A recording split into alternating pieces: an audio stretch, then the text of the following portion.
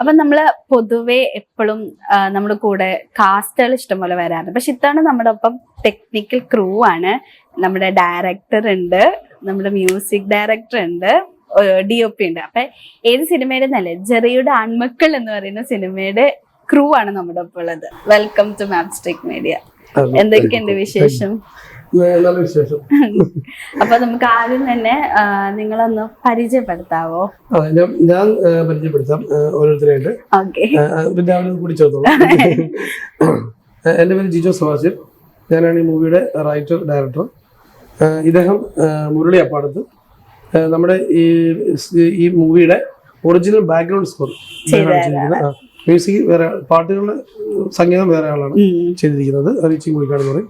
അതേ കൂടി ഇല്ല. ഓക്കെ, ഇത് നമ്മുടെ DOP ആണ്, ഡയറക്ടർ ഓഫ് ഫോട്ടോഗ്രാഫി. നമ്മൾ വേണമെങ്കിൽ എന്റെ മൂവിയുടെ പില്ലേഴ്സ് എന്ന് പറയുന്ന 4 പില്ലറിന് 2 പില്ലറാണ് നമ്മുടെ മെയിൻ പില്ലേഴ്സ് ആണ് മൂവിക്ക്. ശരിക്കും പറഞ്ഞാല് ഡയറക്ടർ ഇല്ലെങ്കിൽ ഡയറക്ടർ ഇത്ര ഇമ്പോർട്ടന്റ്, അതേപോലെയാണ് ബാക്ക്ഗ്രൗണ്ട് മ്യൂസിക്കും DOP എന്ന് പറയുന്നത്. അതെ, ഒരു മൂവിനെ ആ ബൂസ്റ്റപ്പ് ചെയ്യാനുള്ള 2 ഘടകങ്ങളാണ് ഇരിക്കുന്നത്. അപ്പൊ ഫസ്റ്റ് തന്നെ ഞാൻ ഇപ്പൊ സോറാണെങ്കിലും ഈ മൂവി എഴുതിയ ഒരാളാണ്. അപ്പൊ ഫസ്റ്റ് തന്നെ എങ്ങനെയാണ് ഈ ഒരു മൂവിയിലോട്ട്, അല്ലെങ്കിൽ ജെറിയുടെ ആൺമക്കൾ എങ്ങനെയാണ് എന്താ പറയാ ബേർത്ത് ആവുന്നത്? ജെറിയുടെ ആൺമക്കൾ എന്ന് പറഞ്ഞ മൂവി അതൊരു സഡനായിട്ട് സംഭവിച്ചൊരു കാര്യമല്ല. നമ്മള് ചെറുപ്പം മുതലേ ഒരു ആഗ്രഹമുണ്ട്, മനസ്സിലൊരു പാഷനുണ്ട്. ആ പാഷൻ ട്രാവൽ ചെയ്ത് പോയി.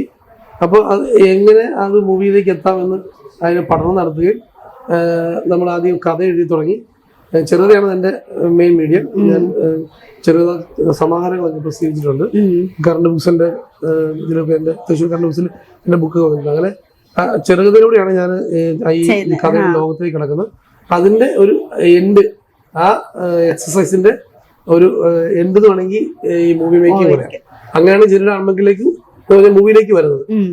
ഒരുപക്ഷെ ഈ ജെറിയുടെ ആൺമക്കൾ കഥ ഉണ്ടായത് ഒരുപക്ഷെ ഈ അടുത്ത കാലത്തേക്ക് ഒരു 3 വർഷം 3.5 വർഷമായിട്ടുള്ളൂ അതിന്റെ കഥ രൂപപ്പെട്ടിട്ട്. പിന്നെ അത് വീണ്ടും റീറൈറ്റ് ചെയ്ത് ഇപ്പൊ നിങ്ങൾ കാണാൻ പോകുന്ന ജെറിയുടെ ആൺമക്കളിലേക്ക് വന്നിട്ട് ഏകദേശം 1.5 വർഷമായിട്ടുള്ളൂ മൂവിക്ക് വരുന്നത്. ഇപ്പൊ മൂവിയില് ഇപ്പൊ നേരത്തെ നമ്മൾ പറഞ്ഞ പോലെ തന്നെ മൂവി അല്ലെങ്കിൽ കഥ ഉണ്ടാവുന്നതിനെ സപ്പോർട്ട് ചെയ്യുന്ന ഒരു ഘടകമാണല്ലോ മ്യൂസിക് എന്ന് പറയുന്നത്. അപ്പൊ എങ്ങനെയാണ് ലൈക്ക് മുരളിച്ചേട്ടൻ എങ്ങനെയാണ് ചൂസ് ചെയ്തത് ഈ ഒരു മ്യൂസിക് ചെയ്യാൻ വേണ്ടിട്ട്? അത് ഞാൻ പറയാം, അതിനുശേഷം ബാക്കി മുരളി കൂട്ടിച്ചേർന്നാണ് ഞാൻ വിചാരിക്കുന്നത്. ഈ സിനിമയിലെ പ്രത്യേക ഒരു രീതിയിലാണ് ഈ സിനിമയുടെ പാറ്റേൺ പോകുന്നത്. നമ്മളിപ്പോ ചടുലമായിട്ടുള്ള നീക്കങ്ങളോ അല്ലെങ്കിൽ ആ തരത്തിലുള്ള ഒരു ഗിമിക്സുകളോ ഒന്നും നമ്മുടെ ഈ മൂവിയില്ല. ഇതൊരു സാധാരണ ഒരു ഫാമിലിയുടെ കഥ പറയുന്ന ഒരു മൂവിയാണ്.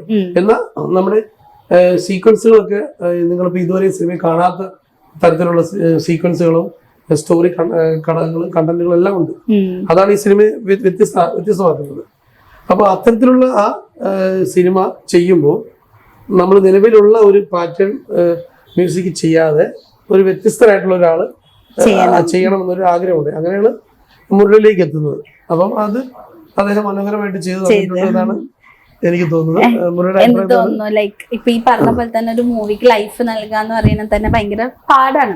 ഇപ്പൊ നമ്മുടെ ഡയറക്ടറിന് മനസ്സിലൊരു സംഭവം ഉണ്ടാവും, ആ ഒരു ഇമോഷൻ വർക്ക് ചെയ്യണം മ്യൂസിക്കിലൂടെ. അപ്പൊ എങ്ങനെയുണ്ടായിരുന്നു?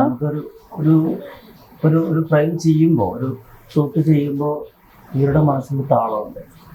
ആ താളത്തിലോട്ട് എത്രയും വേഗം എനിക്ക് എത്തിപ്പെടാൻ പറ്റുക എന്നുള്ളത് ഏറ്റവും വലിയ കാര്യം.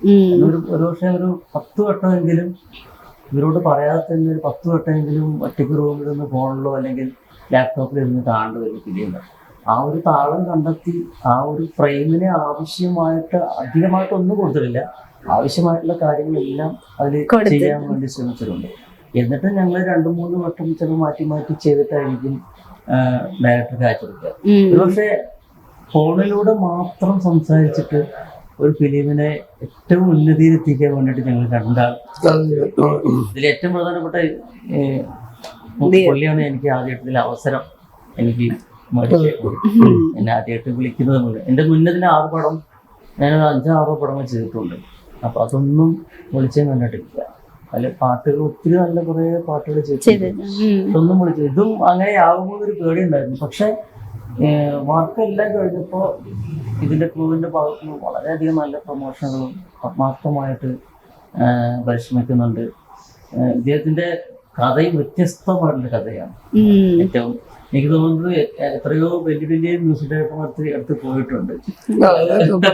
പല കാര്യങ്ങളും പലരും പോയിട്ടുണ്ട്. പക്ഷെ അതുകൊണ്ട് നമ്മളിതൊരു അവസരം വന്നു, തീർച്ചയായിട്ടും നന്ദിയുണ്ട്. പല കാരണങ്ങൾ കൊണ്ട് അവർ ചെയ്യാതെ വന്നതാണ്. അവരുടെ സാഹചര്യങ്ങള് അങ്ങനെ ഒക്കെ കൊണ്ട് മാറിപ്പോയിട്ടുണ്ട്.